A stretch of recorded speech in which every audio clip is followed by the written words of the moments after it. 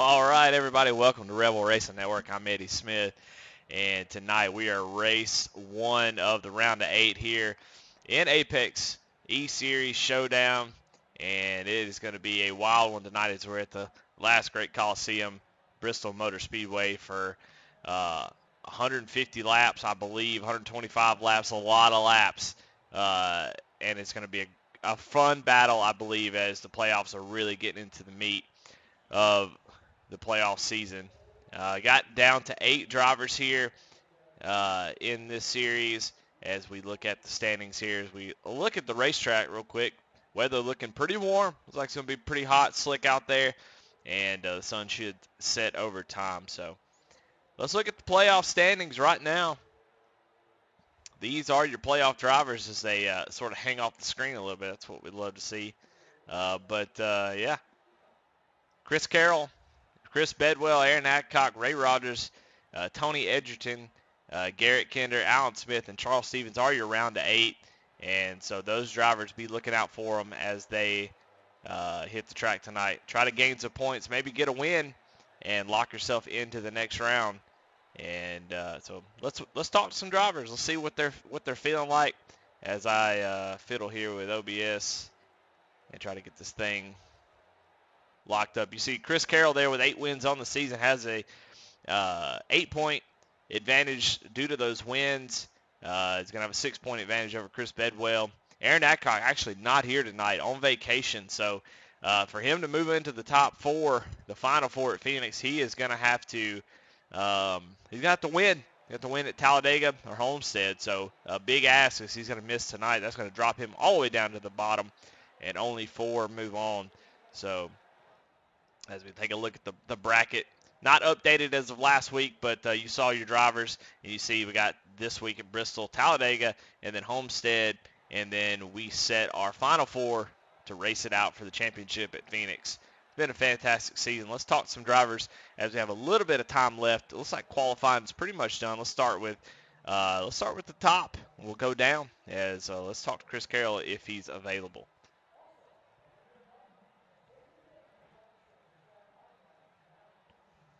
So maybe in the bathroom. We'll see. Chris, is Eddie in the booth? You got me? Chris Carroll, is Eddie in the booth? You got me? We'll come back to our points leader in just a moment as we'll go ahead and get second place, Chris Bedwell, and see if he is available. Chris Bedwell, is Eddie in the booth? You got me? Gotcha, Mr. Eddie. Well, Chris, you've gotten yourself into the round of 8 pretty comfortably with that. We talked about the early part of the season. Not up to your standards, man. Moved to a new place, got a new setup, needed to get used to it. And here at the last half of the season, man, have really come on really strong. The next few weeks seem like maybe pretty good weeks for you. Bristol, I think you're always really strong. Homestead, I'd put money on you any day.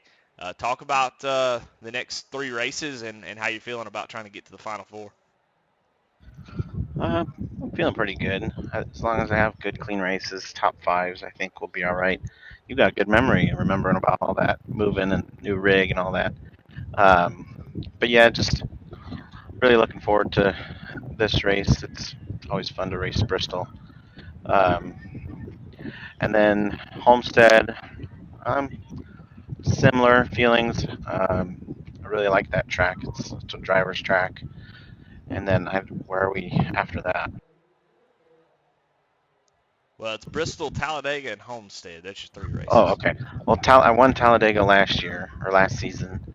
So as long as we can get a decent turnout at Talladega, I can use the draft to my advantage. So, yeah, looking forward to the next 3 for sure. should be fun 3 weeks. I think you might be able to have one drop and still make it through as long as you have solid finishes in the other 2 races. So if that's my one drop tonight, I don't have a great race. I think we'll still be all right for the rest of the round. All right. Well, I'm going to throw you back in there. Good luck, Chris. Thanks, Eddie. That's Chris Bedwell, man, sitting second in the point standings with a couple wins on the season.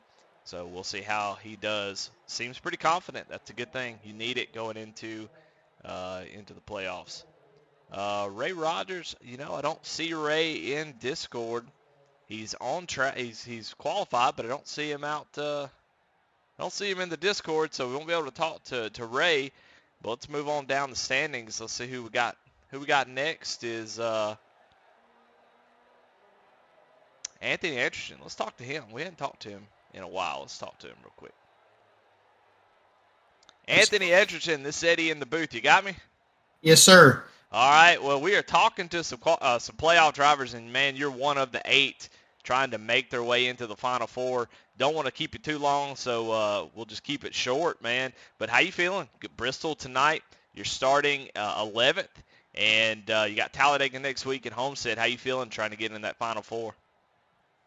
Feeling pretty good. I mean, I've got a little bit of confidence. I mean, not a whole bunch, but we're getting there.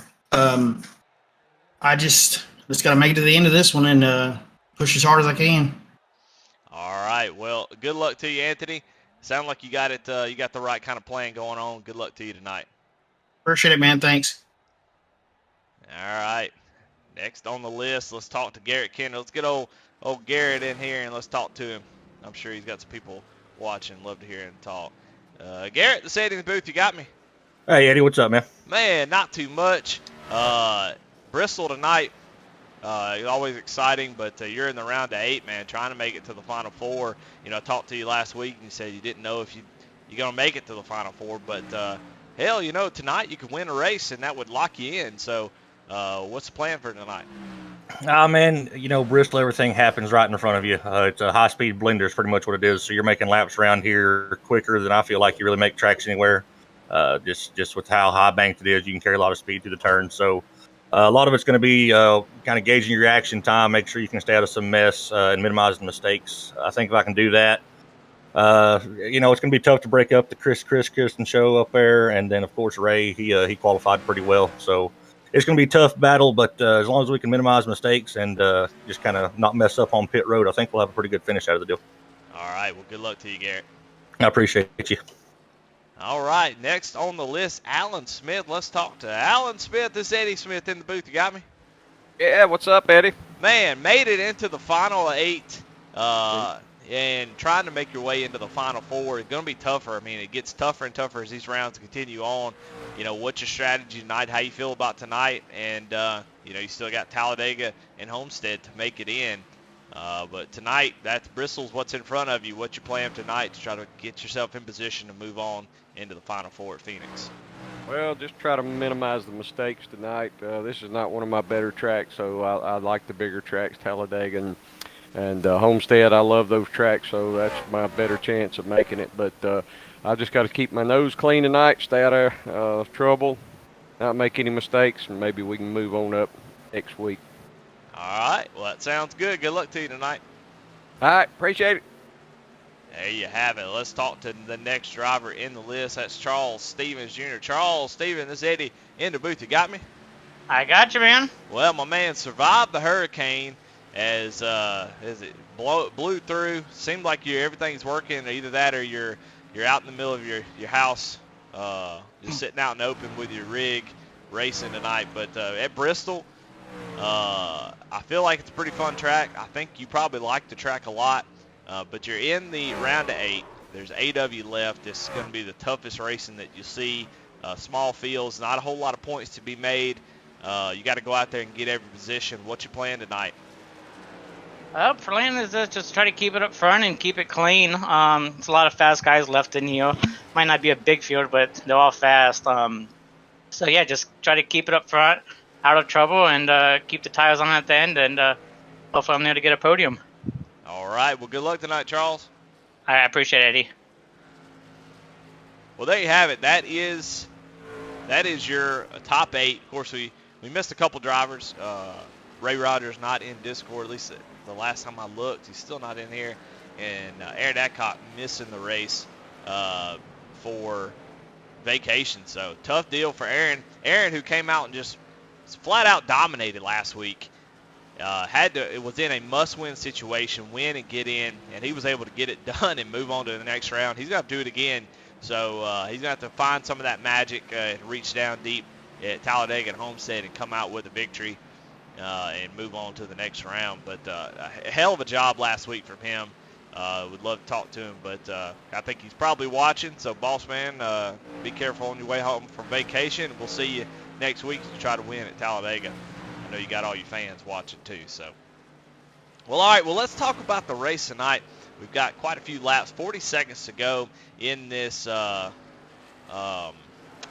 warm-up session, and we'll start gridding up, see who qualified where, give out some awards. But tonight, it's all about the high line. It's all about tire management. The tires not going to wear that much, but they will make a difference. How well can I run the low line?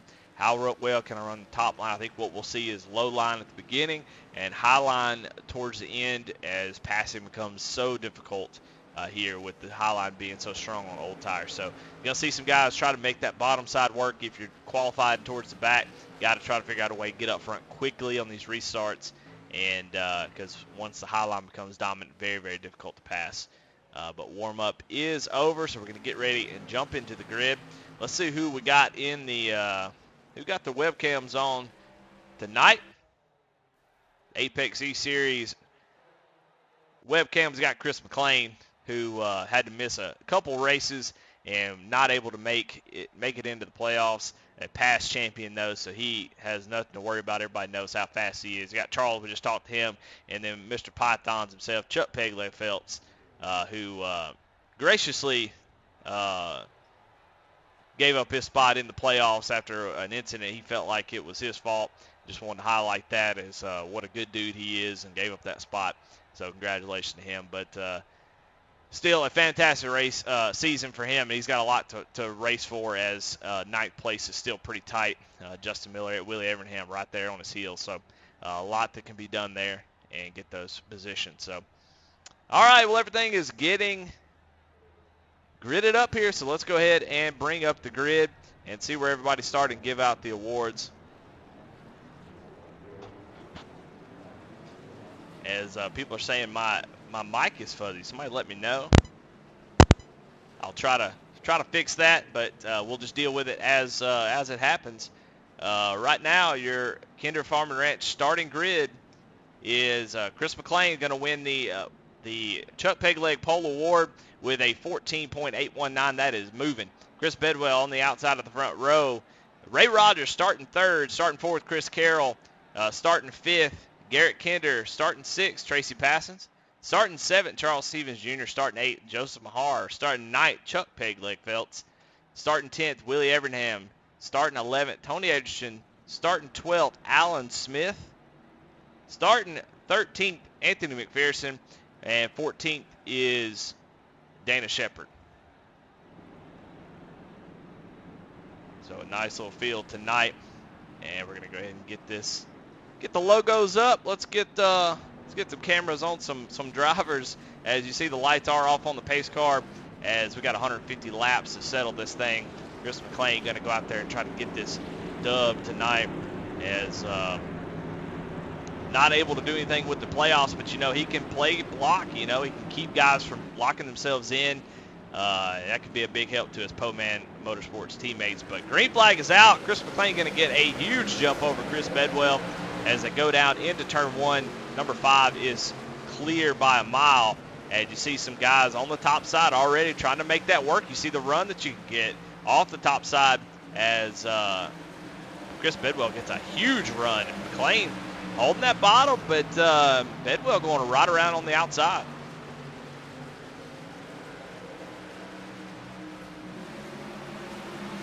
Oh, and Chris McLean is going to be pitting. You see the number 5 coming down pit road. So is the 95. Apparently they jumped the start, which is odd. You don't really see that out of these two. So 2 Chris's Chris McLean, it doesn't really matter too much, but Bedwell, a championship contender, already going to go multiple laps down as they have to pit under caution. What I would assume would be a penalty for jumping the restart. So we can actually go back and look at that restart. And we'll go to our leaders here and see exactly what happened here. You have to go on green, so I don't know if it looks like McLean took off. And when he did, it probably gave him a penalty, and then Bedwell going as well gave him a penalty. So tough deal there. I don't know. Bedwell seemed to have gotten the worst of that. I don't know why they didn't clear it, but anyway, they are coming off pit road right now. Bedwell is going to be multiple laps down, but that gives the lead over to Chris Carroll and that 97 machine. The only Canadian, the only non-American driver in the field. And he is putting the American drivers to shame here lately. Oh, as Joseph Mahar gets sideways and knocks the commitment cone out into the track. And he's going to lose a lot of spots, but able to hang on to that thing. Very scary moment there as he gets loose.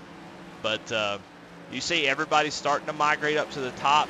You know, thought the bottom would be kind of fast early on, but you see Ray Rogers using it right there, and 1 and 2 look pretty good, but in 3 and 4 looks like you want to be at the top. And we'll see how that all changes as the race goes on. Kevin Kinder in chat says small field, long green flag laps, I hope. Absolutely. I think Bristol always seems to have some long green flag runs, so expecting the same out of this with a 14-car field. A little bit smaller than what we're used to, but as playoffs happen, guys get nervous, or they're just, you know, hey, I'm out of this thing, so why would I show up? So you usually see fields get a little bit smaller as we get down towards the end of the season.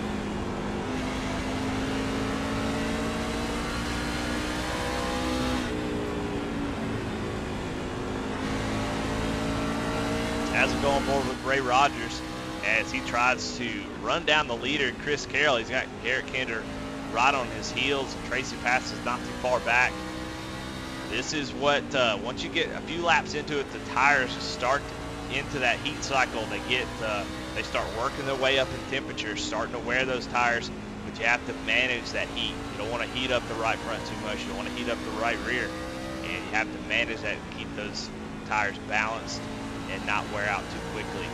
So it's a balancing game. You really got to make passes, though, if you are given the opportunity. As on the outside, on old tires, you'll see passing be very, very difficult. So Ray Rogers is going to get to the back bumper of Chris Carroll, but you'll see as he tries to go down to the bottom, if he does attempt to make a pass, how difficult it will be. So Ray, really smart driver, though. He'll obviously be as patient as possible as he is in round 8. See how well he can drive down in the corner, but you see that 97 really take off on the straightaway, so that's the strength of that high line. You can get up beside him, but man, when they come off the corner, high line just has so much momentum, and very difficult to make that pass. You see, he has to really use the whole track as he comes off the corner. And once you get beside somebody on your outside, you're not able to use the whole track. You have to scrub off a little bit more speed. Let's go back here, check out some battles. Got a battle between two teammates, Dana Shepard, Tony Edgerton. Dana in the 43, Edgerton in the 77. And you see the highlighter green, neon green on Tony Edgerton. That indicates he is a playoff driver. So if you want to know who's in the playoffs, well, look at the banners. That tells you. If you see the gray one or the white one, they are not in the playoffs, and the neon green are in the playoffs. So it looks like Dana Shepard able to get around Tony. And you heard a lot of people say, Tony one of them, big thing tonight, stay out of trouble, run a clean race. That's what you have to do. Bedwell currently quite a few laps down. We'll see as the ticker comes across. McLean 1 lap down, Chris Bedwell 3. So that's going to be tough. I don't expect a whole lot of cautions. So got Going to be tough to make that up if I'm Chris Bedwell. Not a good way to start the round of 8. Go back up front. Ray Rogers still kind of lurking back there, not able to really get to the back bumper of the 97, but he is there trying to make up some ground. 2 of some of the best drivers in the field. I think this series is obviously stacked with talent, but there's a few drivers who are good everywhere. There's some folks that have their tracks and their type of tracks that are, that they're really strong at. But these 2 drivers for sure, Chris Carroll, Ray Rogers, they're good just about anywhere we go, no matter what kind of track, short track, intermediate, super speedway, road course. You can expect to see Chris Carroll, Ray Rogers battling it out. Ray kind of taking it easy at the beginning of the season, starting in the back almost every race, just having a good time, having a lot of fun, gets that win, gets into the playoffs, and you can see the heat is on here as Ray Rogers making a push for this championship.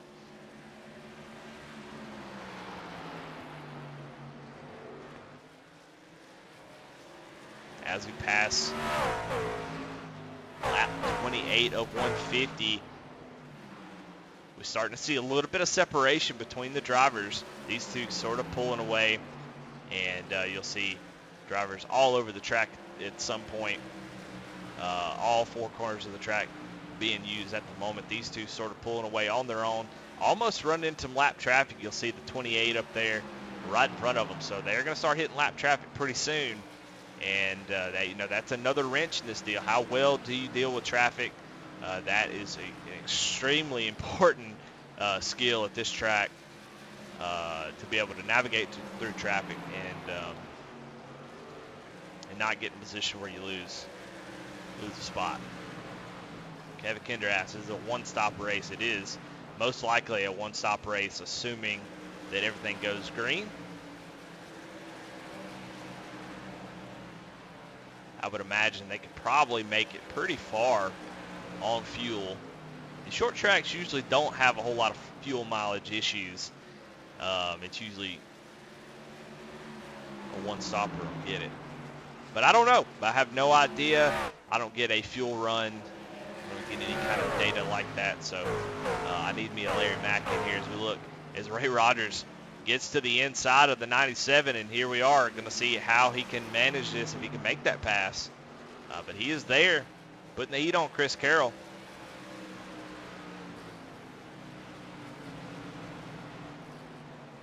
Chris been the class of the field all season long, 8 wins, really dominant performances, but he is no idiot. He knows that if you get into the playoffs, the intensity is going to ramp up. People try a little bit harder. They practice just a little bit more, and so he's got to stay on top of his game, or one of these drivers, pretty much any of the top 8 right here, come in here and steal this championship that I'm sure he feels like it is his at this point, and it is. He's got a 6-point lead over the whole field because of how many wins he had. He's a dominant truck, and so definitely feels like it's his to lose. Ray Rogers still working that inside. Does a great job right through there. Gonna stay pretty close. We saw the 97 jump down to the inside and try to block that line. And you see right in front of him is probably what Ray Rogers is thinking about. Is, hey, I need to make this pass, because if we get up into these lap cars, I will not be able to do anything with him. I need to make this pass as soon as possible.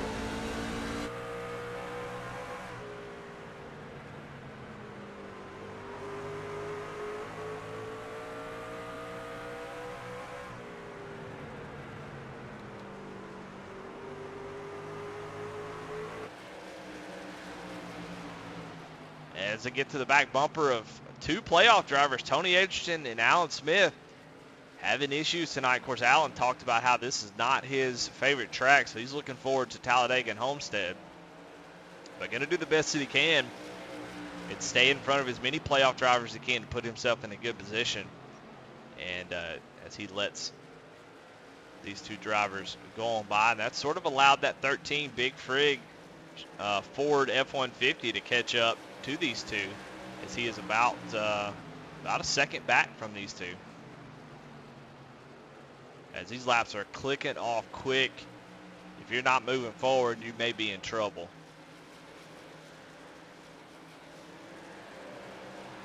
But the battle still here for first place. Ray Rogers not going away.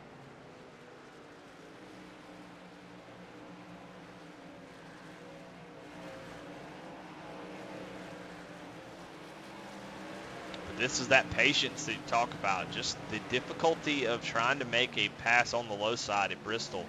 I mean, this is it. I mean, you're having to try to force the guy on the outside line. You're trying to force him into a mistake. You know, make him get up into the wall, make him have to lift or do something. You're just having to be patient down there. And you see the run off the top. Very, very difficult to make this pass. So you see the patience of the 51 becoming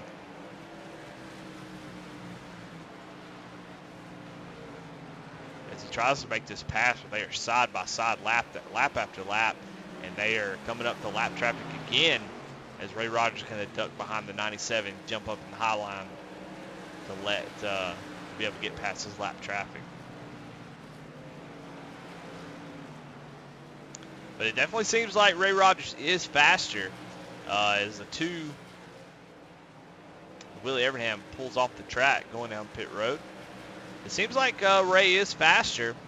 So, I mean, if you're Ray, all you got to do is just continue doing what you're doing. Eventually, you'll make the pass. Or, like I said, there you go. The 97 gets in the wall a little bit off the corner and is about to give up the lead. Ray Rogers takes over the lead. And Garrett Kenner, like I said before, he is right there sort of stalking these guys. They race side by side. But now Ray Rogers takes a pretty commanding lead, half a second, after he's able to finally finish off that pass and get around Chris Carroll.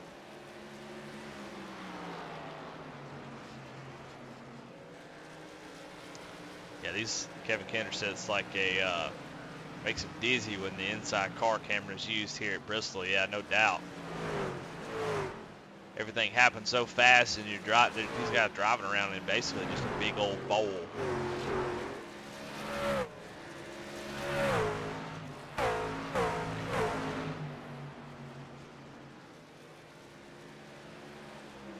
All right, Alan Smith coming down pit road along with Tony Edgerton. They're both making a pit stop. We saw Willie Evernham come down pit road.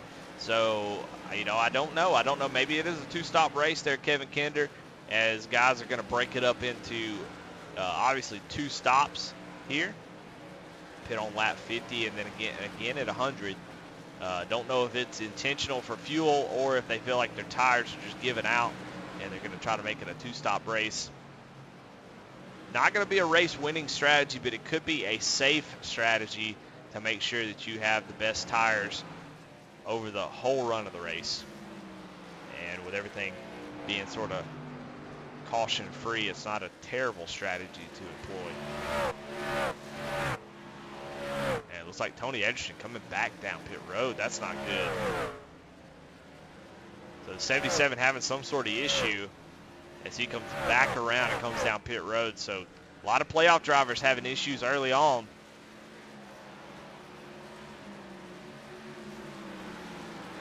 Now the battle seems to be for second.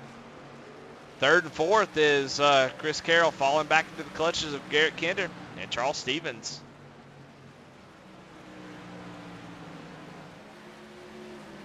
As we get ready to hit lap 58 of 150. Charles Stevens sort of running the middle lane. Seems to be making up some pretty good ground there in the middle. So something to think about if you're these guys in front of him.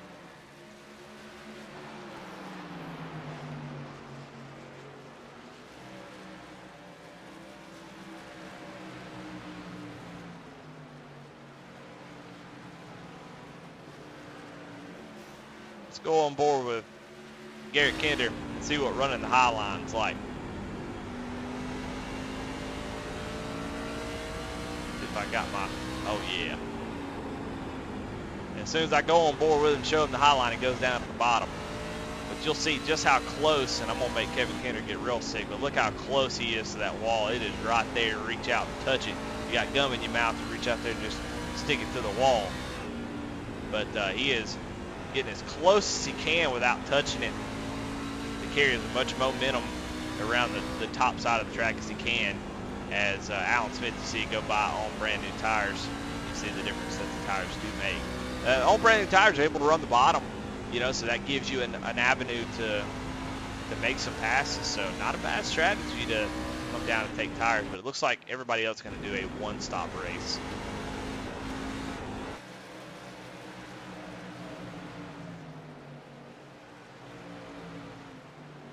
Starting to get pretty spread out here, but got a battle here for third place is Charles Stevens Jr. Man, I tell you, Charles Stevens Jr. getting better and better every week, whether it's in Rebels, Thunderstruck, wherever he races, he seems to get better and better. Of course, he won the ARCA Series championship last season as the 13 going to let the 88 on by. Seems like he's a little bit faster. So move Charles Stevens up in the third place, man, having a great run up 4 spots from where he starting in 7th place and made his way up to 3rd. And currently lapping faster than the 97.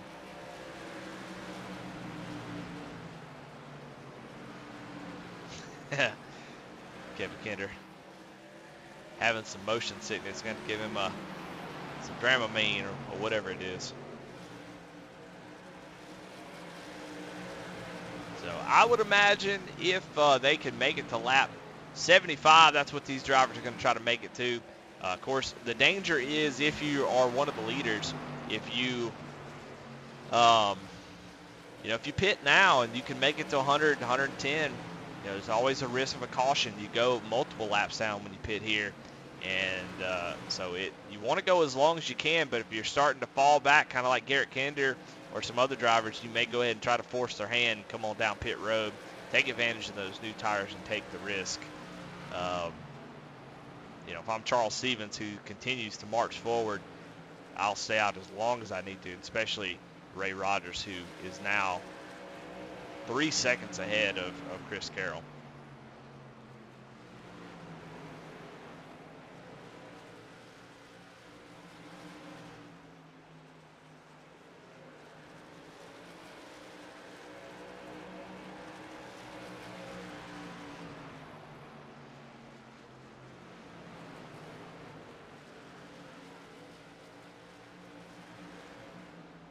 As we look on board with Charles Stevens, as he is trying to hunt down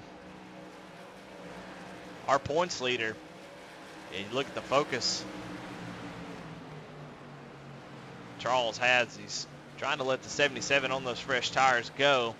He's got fresh tires all behind him as he is looking out the front windshield, trying to run down the 97. But Charles looking focused.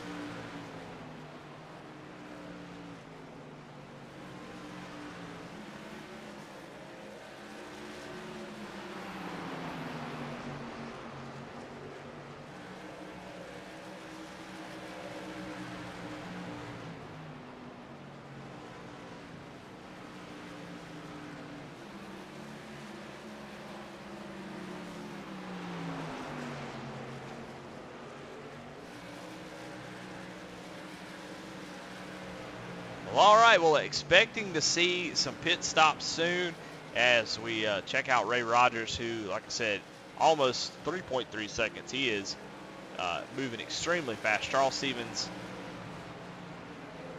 Jr., Chris Carroll, probably about a 10th off of what Ray Rogers is doing right now. So Ray Rogers moving, making the most use out of his track position. You see the 13 of Garrett Kenner has come down pit road. So some guys have already made their pit stops. Garrett Kenner being one of them. He is going to make up some time. You'll see if they stay out too much longer, at 13 is going to make up a ton of time on these leaders. So I expect to see Ray Rogers, Chris Carroll, especially as we cross over the 75 lap mark, and we're on 78 now.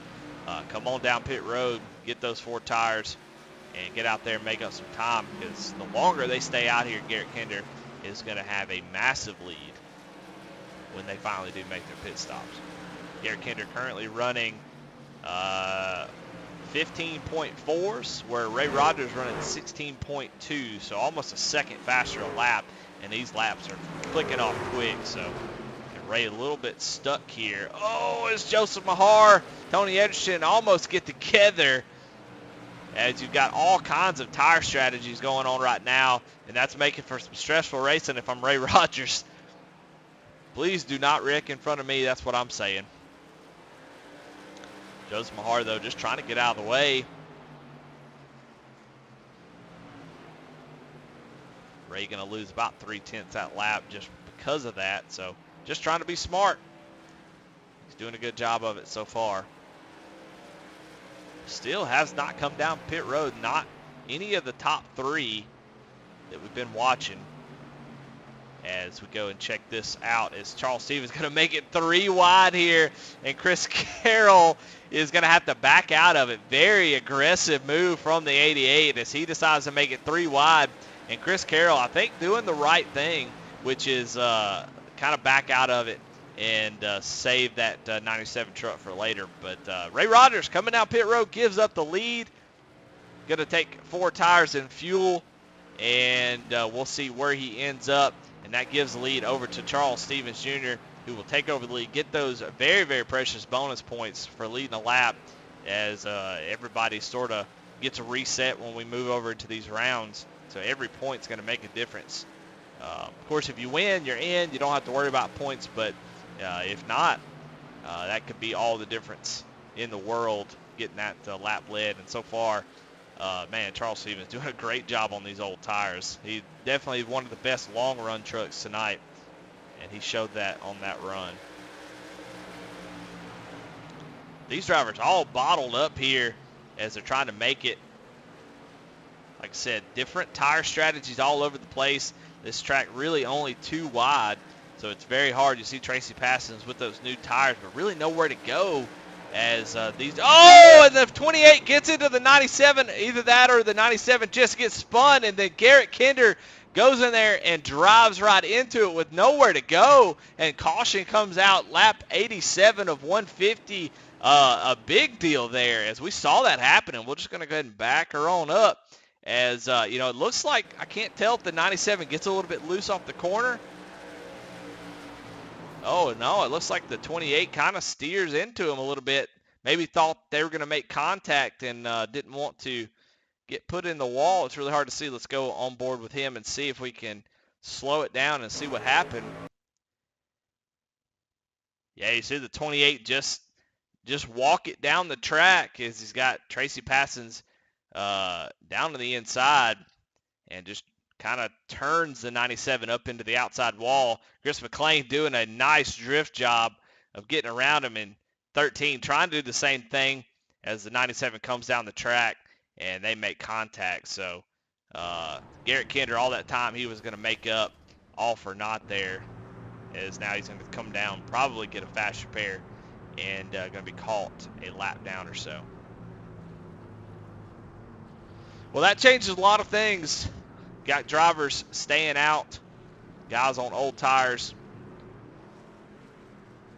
The guys who stayed out look like real winners there, as they're going to be able to come down and get 4 tires, while the other drivers are going to have to take a wave around. Just a tough deal all around. Fantastic deal, though, if you're Charles Stevens, as I'm not sure if Ray Rogers was able to get back on the lead lap. We'll see as everything kind of cycles around what transpired from that.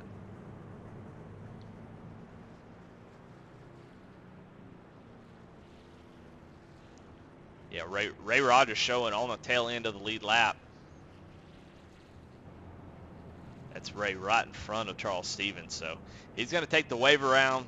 Won't be able to pit, but be able to take the wave around and get back on the lead lap. Hope for a quick caution so he can come down and get some tires, as that 88 is going to be flying whenever we go back green.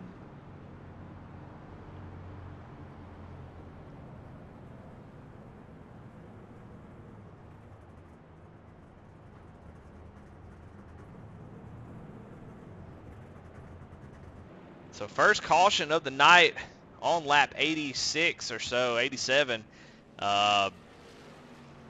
what felt like it was going to go flag to flag, green flag racing, but Anthony McPherson kind of walking down the track just a little bit, gets into the right rear of Chris Carroll. For Chris Carroll to get wrecked, that's probably, it's not one of the best things that could have happened to him.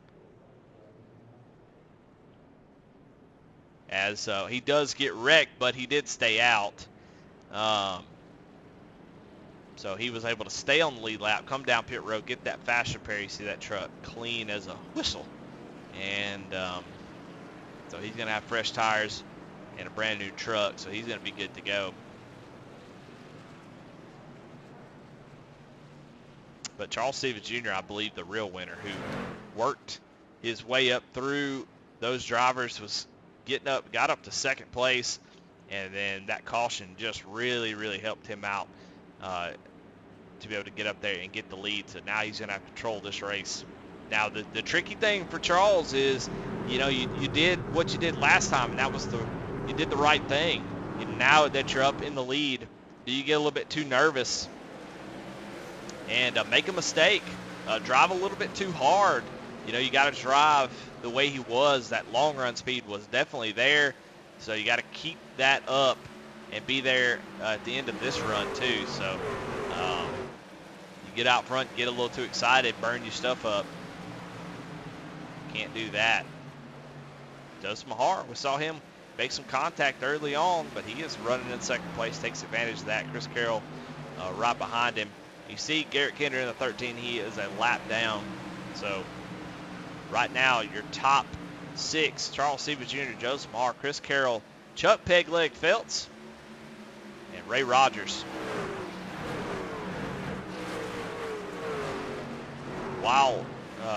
While Ray, he pitted on lap 82, so it's not the worst thing. He's still, he's still on 6, 7, 8 lap older tires than some of these guys, which is going to be tough. He's obviously the fastest truck on the track from the start of the green flag to the very end, but he's going to have to be smart here, stay out of trouble, and slowly work his way back up to the front. 28.77 almost get together there, very scary.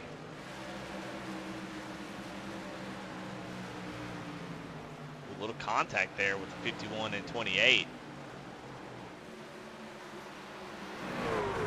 Go back up front. Joseph Mahar making a bid for the lead. Joseph Mahar kind of missed part of this. Oh, Dana Shepard goes around. See the 43. Caution is out. As Dana Shepard goes around, what happened? Let's go back and see if we can see what happened to Dana. Chris McLean right behind him. They go down into the corner.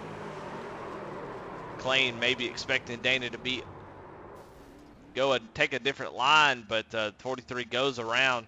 Nobody else involved, which is a good thing, but caution does come out. So if I'm Ray Rogers, if I'm Garrett Kenner, I think Garrett Kenner may be the lucky dog. We'll see once it does. Yeah, he is. The 13 will get back on the lead lap, so that is good for him. As see some faking out going on with the pit strategy. So Garrett Kenner will get the lucky dog, put him back on the lead lap. That's a good thing, as he really wasn't. He was kind of a loser on that deal and really didn't have anything to do with him. So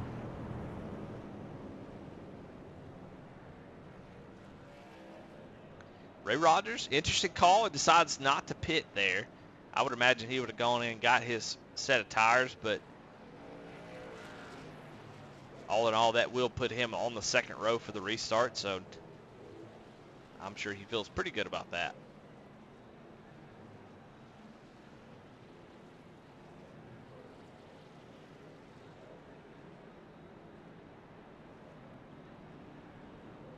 And he does. He comes down pit road. Going to give up some track position to do it, but maybe get that right side fixed a little bit, come down, get maybe what should be or could be the last set of tires that you'll take. There's a certain point here where you're just not going to come in and take tires no matter where the caution comes out. 20 laps ago at Bristol, I'm not coming in for tires, I'm not giving up track position.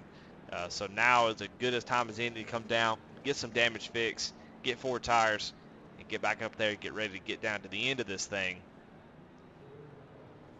Get himself in position to take back control of this race. But right now, The 88, 46, your top two.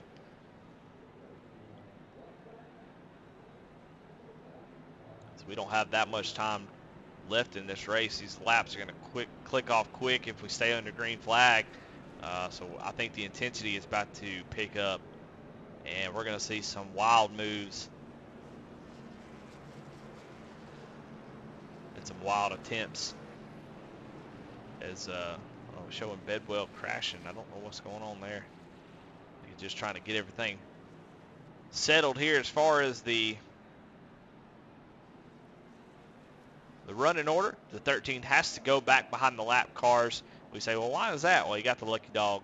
You got the ability to go down and pit, so that's a bonus. You get your lap back, get the pit, but you have to start at the tail end of the field. That's sort of the negative of it. So he'll be back behind all the lap cars in 6th place. Kevin Kenner gave it a thumbs up when the 13 got the lucky dog. He said, I would give it 2 thumbs up, but Nightbot is out there somewhere. Yeah, the Nightbot will get you. You got to stay in line.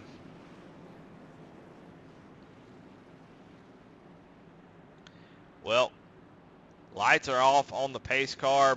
If you're Charles Stevens Jr., thinking big picture here. Don't want to do anything, put yourself in a bad position. But, man, if you can go out there and get the win tonight, punch your ticket to the Final Four, that is the goal. So I'm trying to get gone and defend as much as I can, try to get this win. And he is in a great position to get it done. As green flag is out, he gets a pretty good start. Going to jump up to the high line and get that thing wound up. You see that 46 gets a huge run off the corner. You just see how strong that. Oh, oh no, Tracy Passons and Willie Evernham make contact. Chris Bedwell gets involved in that as well. Playoff drivers having all kinds of issues tonight. Is Bedwell going to take some damage from that wreck? And he's got engine damage. So if he doesn't have a faster pair, he is going to be out of this one. I think he still has his, but man, tough deal there. And you saw Tracy Passons get loose. We'll go back and check that out real quick. Tracy Passons coming off the high side, just going to get a little bit loose, trying to correct it. Gets into the right rear of the 2, and 95 nowhere to go. And a tough night if you're Chris Bedwell. It has just gone from bad to even worse. That's your Burkhalter Recycling and Demolition Wreckage Rewind. Bedwell still multiple laps down. You see he's 2 laps down at the top in 12th position. Just not getting any luck tonight. Had that black flag, which I feel like he shouldn't have been black flagged. It really wasn't his fault. Because like McLean kind of jumped the restart, and he kind of just went when McLean went. But regardless, the black flag stood, and he served it. Went multiple laps down, and now involved in this wreck. So just a tough night for Bedwell all around. We'll see as he goes down pit road if he does have a faster pair left. And can stay in this thing. We can keep having cautions. He could find himself back on the lead lap and back in contention.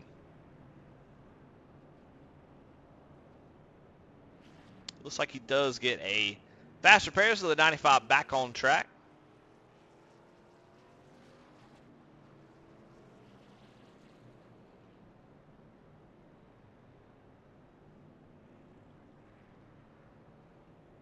I don't know who the lucky dog was. It may have been Dana Shepard.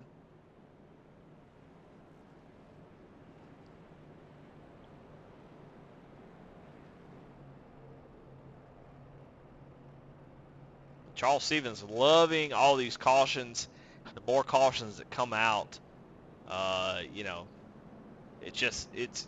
he's able to. He doesn't have to do anything. He's just sitting here driving under caution, and laps are clicking off, and he's not having a fight for his position. And if they keep coming out, I mean, we're knocking off 6-7 laps. It seems like a caution, and if you keep having cautions, you find yourself with just a quick shootout at the end, and the leader has a huge advantage there. So Charles Stevens more than happy to ride around under caution.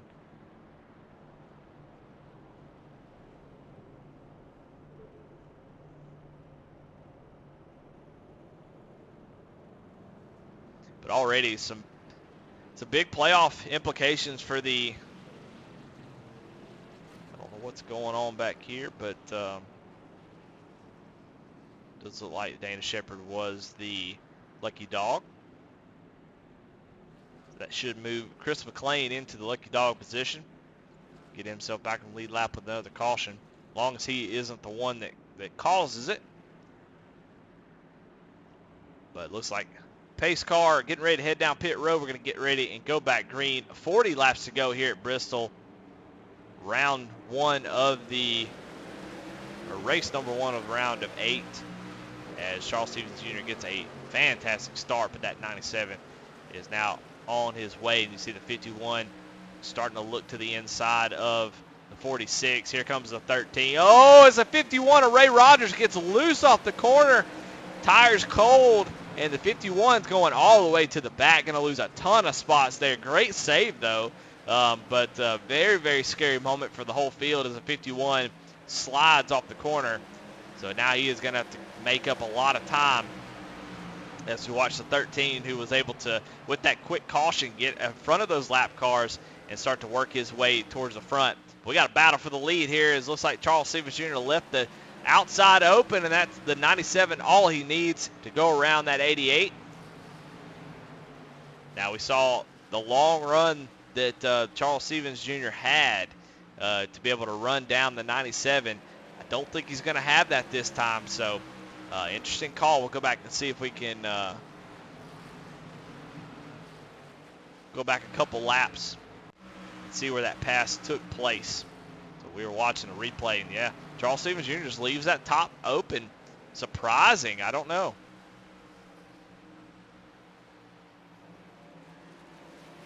But leaves the top open, and the 97 just takes it. So Chris Carroll up into the lead.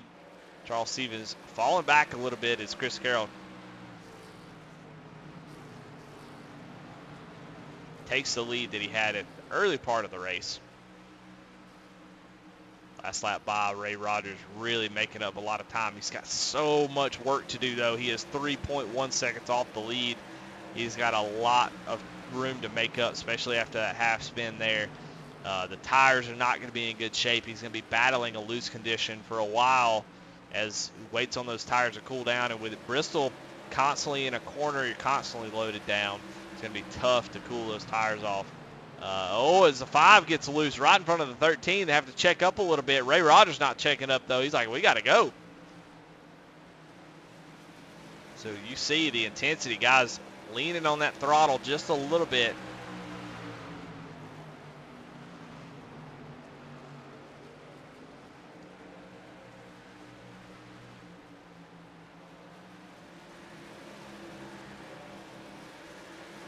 As all this goes on, this battling that they're having to do, the top 3 starting to scoot away just a little bit.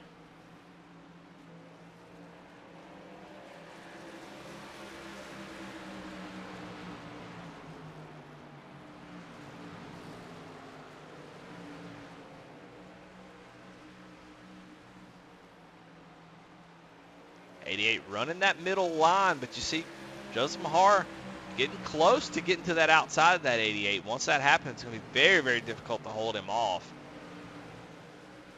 So you see the 88 start to, he does it again. He's going to, well, he's starting to work that top side a little bit, not give Mahar that upper lane. You see Chris Bedwell on those fresh tires trying to make up some ground.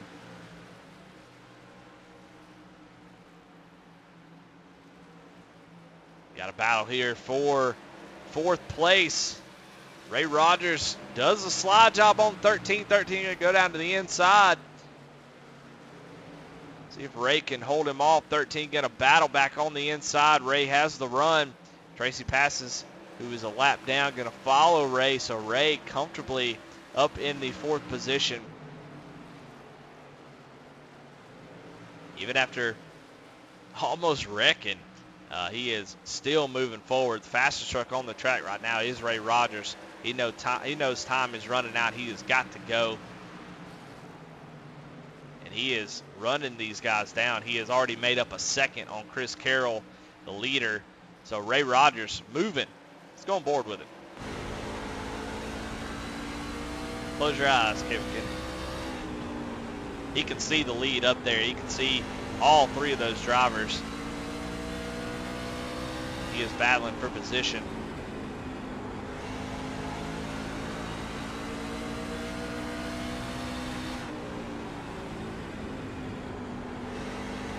Now it's 1.8 seconds that Ray Rogers is behind Chris Carroll.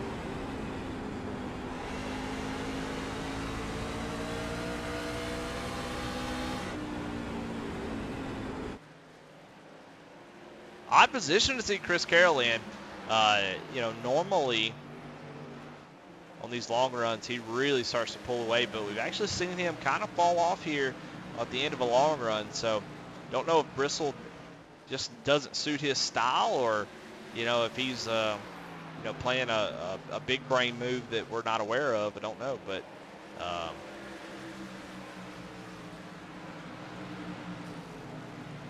currently still in the lead, so must be doing something right. 19 laps to go. Time is running out. If you're Ray Rogers, Charles Stevens Jr., time is running out. You got to go. Ray Rogers kind of stuck between two Po-Man drivers who are a lap down. Joseph Mahar in the 46. That's the driver he is racing. So racing against a bunch of lap traffic can be frustrating, especially when you're trying to move up through the field, get to the front, as that top line just extremely dominant. Those drivers obviously don't want to be, they don't want to be in the middle of something, but at the same time, they're here to race, and I don't think anybody should just move over at any point in time. So these guys racing for their own deals. So just because you're a lap down doesn't mean you have to just roll over and let somebody go. Of course, Ray Rogers, the difficult task of passing somebody on the bottom, leaving that top side open.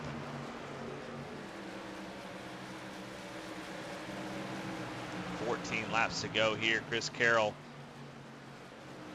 with the lead. Charles Stevens about 0.8 of a second now. Chris Carroll starting to spread that lead out. See, Carroll has really spread it out over the last few laps that we were watching Ray, who does take over that third place position. So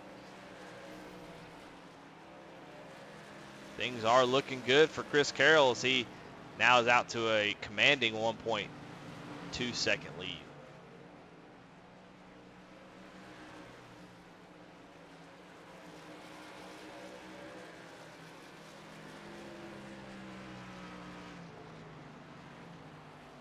Of course, we know anything can happen. 10 laps will click off pretty quick, but they are long whenever you are in the lead, knowing that you're good to win the race. You're just sitting there waiting. When's the caution coming out? You know there's one's going to come out and make you have to battle it out. But he's in a good spot either way. So as he can make these next 10 laps, he will lock himself into the final four. Move on to the next round. Charles Stevens Jr. behind him would love to do the same thing, but has the extremely long run speed, but this little short run, Chris Carroll no doubt has the stronger car. Garrett Kenner goes around, and caution does come out. I'm glad Ratchet Miller's not here, because he would give me all kinds of heck for that. But the 13 goes around. Let's see what happened there. Caution is out. It's going to the inside of the 46, trying to make a pass. Oh, and comes up expecting Tracy Passons to go out to the wall. Tracy stays down in the middle lane. That 13, you have to be able to swing out when you're right on the bottom. You say, why don't you just stay low? Well, he can't, especially when he's full throttle. Not really Tracy's. I think it's a racing deal. But definitely expected Tracy to be up against the wall. But Tracy looked like he was maybe looking to the inside of Joseph there. So definitely not pinpointing Tracy. I think that's just a racing deal. Guys racing hard for position. And the 13 goes around. 13 had a tough night tonight. Very disappointing. Hangs on to his position, though.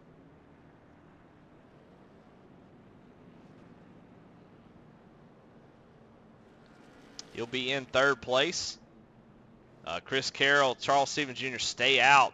But, man, Ray Rogers comes down, takes 4 tires. So he's going to have brand new tires. So, man, it is about to be exciting as Chuck Peglerfeld's going to come down pit road too and give up that track position. So Ray Rogers is going to be in 4th place on the 2nd row with brand new tires. Woo! If you ain't been watching, if you've been kind of halfway listening, trying to tune my voice out because I talk too much, well, now is the time to maybe turn me down a little bit, but turn your eyes to the screen because it is about to get wild. We already noted that tires don't make a huge difference. However, Chris Carroll last pitted on lap 100. Charles Stevens Jr. last pitted on lap 88. Garrett Kenner also lap 88. And Ray Rogers just pitting now on lap 144. He's got much, much better tires. I think if I'm the top 3, I'm a little bit nervous. I am a little bit nervous because Ray Rogers is going to have significantly better tires. And we already saw when Garrett Kenner came out of pits there that he was about a second faster. So if you're Chris Carroll, you've got to go because I'm going to be honest. I think that 51 is going to be there by the end of the first lap. And you've got to just pray like hell that you can hold off that 51. I honestly think he's going to be moving pretty fast. So we'll see what happens. He's going to be kind of bottled up here. He's going to have old tires in front of him, old tires below him, and then the 97 is going to be able to scoot away. So we'll see. The 13 and 88 will likely be side by side as you go down to turn 1. Well, what would the 51 be able to do? I think it's a great call from Ray Rogers. I think that's a fantastic call to come down, take tires, and try to make something of it. Let's see if this is a green-white checkered. It's not. So no green-white checkered, so we will. I think it'll be a fake green-white checkered. So we got 3 laps to go here. Should be.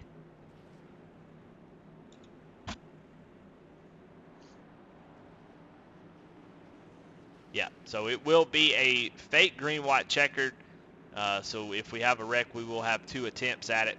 We'll see what happens here as Chris Carroll tries to box in Ray Rogers on those new tires. Going to get a good jump. Green flag is out.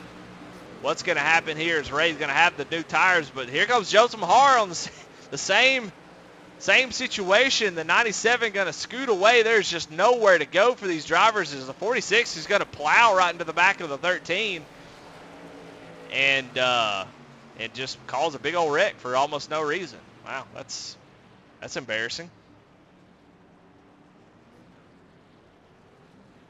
You know, I try to be impartial here, but that's kind of ridiculous a little bit. But hey, that's, you know, I don't know if it was on purpose. I think maybe just the tire difference was just too much. But man, let's go back and watch that again. We saw it happen real time. Garrett Kenner, Charles Stevens Jr. battling side by side. And man, 13 goes in the corner, gets hit, overcorrects out into the outside wall, takes out Charles Stevens Jr. and Ray Rogers. Joseph Mahar with those fresh tires, just not maybe expecting the 13 to have to get out of the gas as much as possible. But took out 3 playoff drivers with that bump, though. A little aggressive, man. I know you're trying to go get the win. I know you feel like you got brand new tires, but, you know, if I'm honest, just be completely honest, and this is my opinion. You know, I don't speak for the league, but, you know, I think I have a little bit more respect than that. I think that's a tough deal there. Take out 3 playoff drivers, tough deal. But he's still in the race. And sitting in second place with fresh tires, we're going to have a green-white checkered, so he'll be able to go out there and get that win. You know, he is not in the playoffs, so wins is all that matters to him. And so he, you know, like I said, I don't think it was on purpose. I think he just maybe misjudged on how fast those tires would be. It makes a little bit of contact, but, you got to move on. You make mistakes, and you got to move on. So he's going to be sitting there in second place with a green-white checkered and fresh tires. Don't know how much damage he's going to have, but that 46 is definitely going to be strong here. Chris Carroll probably feeling a little bit nervous. Did not want to see that caution one bit.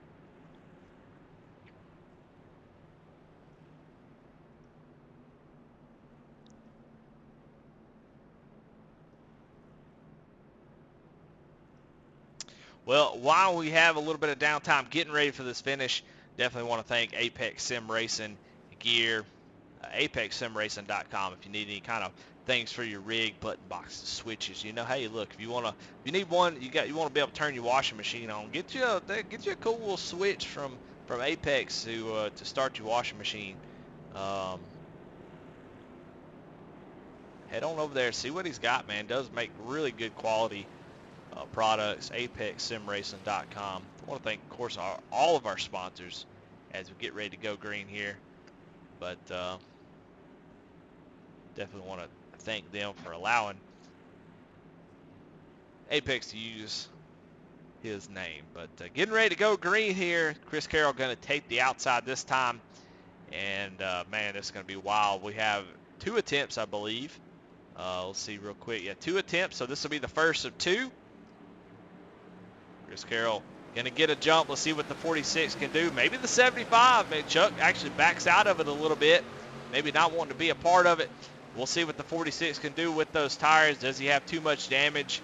We're about to find out. As he goes down the corner, you see just how fast he is. As the APS Absolute Product Solution ices the competition. Final lap. What is the 46 willing to do here on the last turn? Goes down into the corner. Oh, and Chuck gets into the back end of we got wrecking behind it, but Chris Carroll gonna take the win here in race number 1 of the round of 8, and he will punch his ticket to the final 4. Chris Carroll, your winner here tonight, holds off Joseph Mahara with those brand new tires and is able to take home the win with a fantastic restart and a great job there at the end. Even took a little bump there from Joseph to get off of that corner. So we'll go back and watch that final lap, final couple laps, as we watch right here is Charles Stevens Jr., Chris McLean battling out side by side, Chuck Phelps and Dana Shepard. Chuck goes down in the corner. Dana just comes down, and boy, that just starts a chain reaction.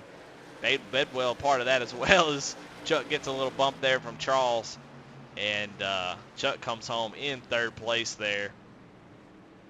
A wild race, lots of up and down for playoff drivers. Some guys in pretty big holes here going into the next few rounds. Let's go ahead and look at the results, see where everybody finished.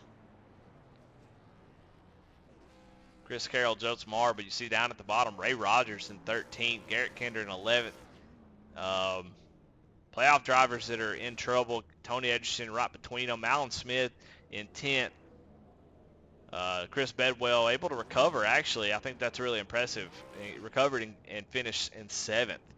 Dana Shepard with a fantastic finish. Chris McLean finishes in 5th. Charles Stevens Jr. in 4th. Chuck Phelps in 3rd. Joseph Marr in 2nd. Chris Carroll, your winner. With Anthony McPherson in 14th. Just bouncing all over the place on this thing. But you see them. You know where they finished. Well, let's start the Five Kings post-race. Little Five Kings chat. Five Kings Motorsports. And let's talk to our 3rd place driver, Chuck Pegleg Phelps. Eddie in the booth, you got me?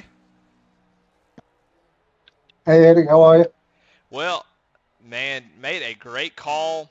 Get you pulled up real quick. We'll highlight old Chuck here during the interviews. He lights a cigarette. Perfect timing. Man, a fantastic race from you. Real smooth, taking it easy. And there at the end with those 4 fresh tires, able to dodge all the mess and come home with a 3rd place finish, man. Talk about your race. What a great finish there at the end. First of all, I owe Dana an apology. I got in hard. I saw a window. I was on fresh tires. I thought I could make it stick. I don't know if it was a racing deal. It certainly wasn't on purpose. So publicly and out there open, I'm very sorry for dumping you, Dana. It was not intentional. Um, yeah, I just tried to, after last week getting into your dad, Alan there, just trying to keep it clean. I'm not in the playoffs anymore. So just trying to ride around, save tires, and stay clean and try to make a strategy call at the end. And, it's been a while since I've been up near the front anywhere. So I saw a window and I took it. And again, I apologize for dumping Dana. I don't, I don't like racing like that. And again, it was not intentional. So one more time, I apologize to you, Dana. But yeah, I mean, it's Bristol, man. I was just trying to keep it clean, stay out of the playoff driver's way. But when I found myself near the front, I want to finish well, for myself, for the team, So still trying to race hard, but respectfully with the playoff drivers. So that's what I tried to do all night. Well, yeah, I mean, did a fantastic job taking those tires in. Felt like a really good call, and you're able to take advantage of it. I think, I think that was hard racing, that contact between you and Dana. I think it was just two guys not knowing where each other's going to go, and just a racing deal. So I don't think anybody thinks it's intentional. That's for sure. But great finish, Chuck. Third place here at Bristol. Those are hard to come by, and you was able to get it done. As always, who you got to thank? Any sponsor shout-outs? Well, first and foremost, I do want to thank you, Eddie. You do a great job, not only in this league, but all the leagues we broadcast. You do a phenomenal job. It's not lip service, you really do. So thank you and respect to you for the time you take to do the broadcasting. As far as the league, of course, Kinder Farm and Ranch starting grid, 1-inch design for the paint of the night. I believe that's Justin Miller. Burkhalter Recycling, Demolition Wreckage. Kyle Roberts and his leather works. Looks like Trigger Time Jammed Up Award, APS Icing, the competition white flag, and King's Corner by Five Kings for the post-race interviews. Of course, I want to thank all my teammates on Poleman. They're a great group of guys. Aaron and all the league admins that make this league what it is.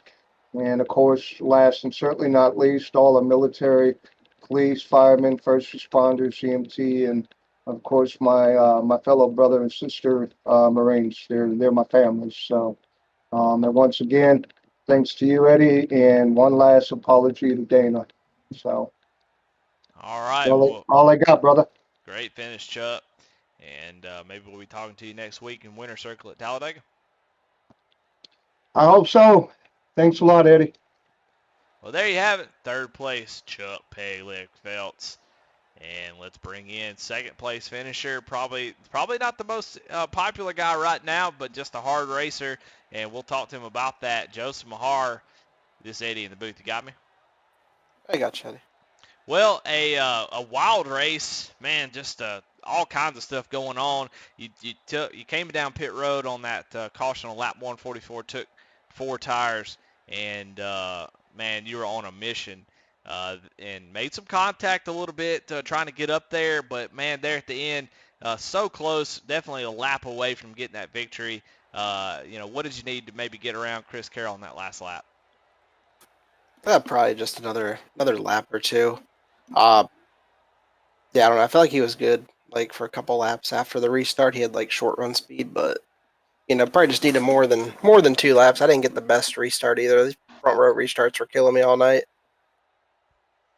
Well, on those new tires, you had a couple guys in front of you side by side, and I know you made contact with the 13. What happened there from your point of view as far as what caused that issue? Was it just the massive tire difference that you had? Yeah, I think the tire difference played a part in it. I think I don't know if he got a little bit loose or what, but I gave him a little bit of room entering the corner because I knew there was going to be a little bit of a difference in speed, and I gave him a tiny bit of room, just in case there was a checkup. But it's like he entered the corner, and I mean, if you watch the replay, like he enters the corner, and I think he just drives in a little too deep and then checks up a little. And when he checked up, I can't do nothing at that point. I mean, there was like a couple mile an hour difference when he checked up. I think he just drove it in a little too hard, and I tried to avoid him, but I mean, I'm on fresh tires coming to the white flag. I mean, I didn't really expect that much of a checkup, so I mean, I'm sorry I got in the back of him. Certainly wasn't what I was trying to do. I mean, I don't want to take out those guys going for the playoffs. I was just out there for the win. So I mean, I'm sorry to him and Charles and Ray. They got caught up in that, but I really think he just got a little bit loose, and I think if you look at the replay, you can see that.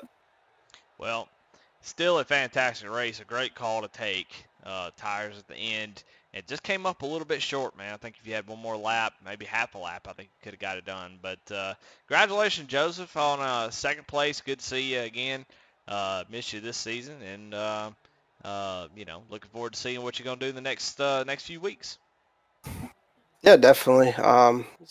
Some personal stuff going on, taking some time away, but it's nice to come back. I felt like last week we were decent at Kansas, just got that little bit of damage early. And same with this track. I mean, I love Bristol. It's so much fun, but hey, I wasn't about the wreck. Charles Carroll for a win. So I mean, good job to him. Shout out to my wife. 24 weeks pregnant today, so don't know how much longer I'm going to be doing this. I got bigger things on the way, but yeah, shout out to her for being my number one fan, and good run tonight. All right, congratulations, Joseph. Thanks, man. Awesome broadcast. Also, love going back watching them. Thank you, sir. Well, all right. Well, let's bring in the winner, the one and only driver in the top 4 of the playoffs. Chris Carroll, let's say it in the booth. You got me. I got you, Eddie Smith.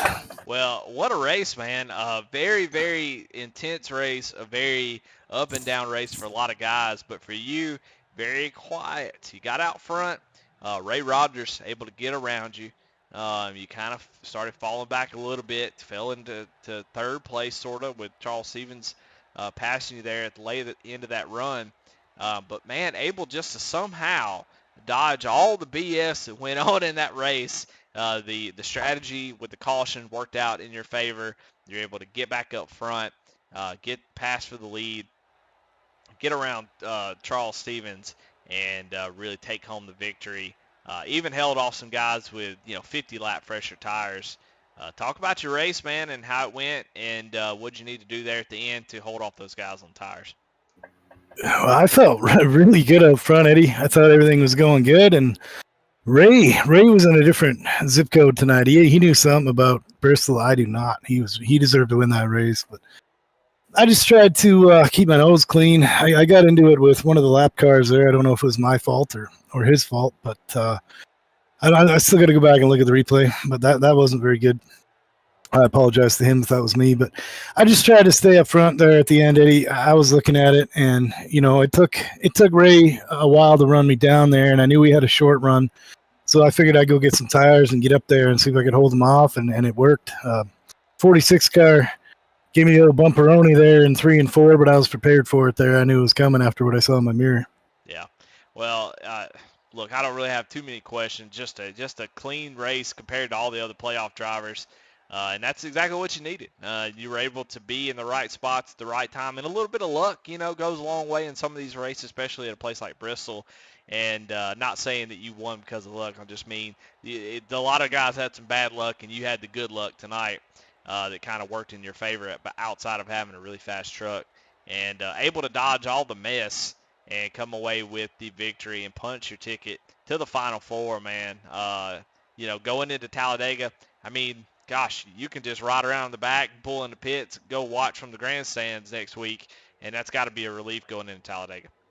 Well, I ain't going to do that, Eddie. I ain't built that way. It's we're going to go out there and at least have some fun. We don't have to worry about points. We can pull some moves and, help some guys out there that I like running with out there. But I got lucky tonight. I got my bad luck out of the way early there, whatever that wreck happened there. It might have been me. I'll have to go back and look. But I got lucky that happened early, and then theirs was late. So, I mean, you're right. I kind of stole one there.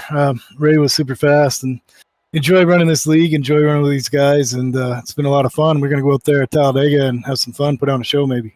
There you go. Well, all right. Well, congratulations on another win. 9 wins on the season. And you punch your ticket into the Final Four. Going to be racing for a championship at Phoenix. Maybe lifting that trophy up above your head and kissing a girl. Can't go wrong there. But congratulations again. As always, who you got to thank? Any sponsors, shout-outs? Well, I got to thank you, Eddie. Always make me look good on the broadcast. Always an awesome interview. Your broadcast is one of the best out there for sure. I love watching it back. And I got to thank Pit Lizard Performance. I got to thank Aaron Adcock and all these guys that put on this. And got to thank all the guys, USAFirearms.com. They get me to all these races and all these leagues, and I wouldn't run them otherwise probably. So those guys power this truck. Zimmerman, all those guys that have that stuff going on. And got to thank Five Kings Motorsports. Got to thank all the guys out there that run us clean every week. This is an awesome series, awesome show. And if you're going to give me a girl to kiss, it's no good if they got to pay him, Eddie. Well, hey, look, I take the kiss anytime I can get it. So congratulations, man, on another win of the season. Looking forward to see what you do the next few races. I mean, hell, go win the other two. That way other people can't force their way in. But congratulations again, and we'll be talking to you next week, I'm sure. Thanks, Eddie. Really appreciate it, man.